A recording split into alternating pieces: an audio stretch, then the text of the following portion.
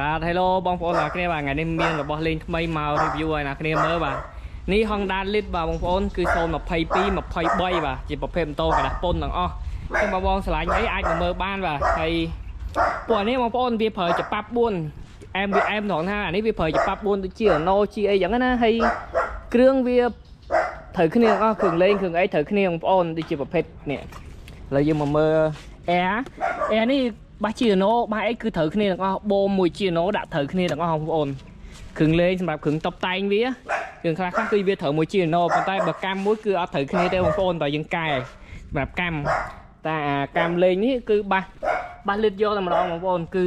ទិញមកដាក់ត្រូវលិតយកហ្មងអត់កែកនទេតែបើដាក់ជាណូគឺយើងកែអញ្ចឹងបងប្អូនណាត្រូវការ Honda Lead ជាប្រភេទអូតូកម្លាំង125បាទប្រភេទ022 23 បាទអញ្ចឹងបងស្រឡាញ់មួយណាអាចតាក់ទងមកបានបាទ special តែម្ដងមានសុខស្រាប់មួយស្រឡាញ់អីមកមើលបាន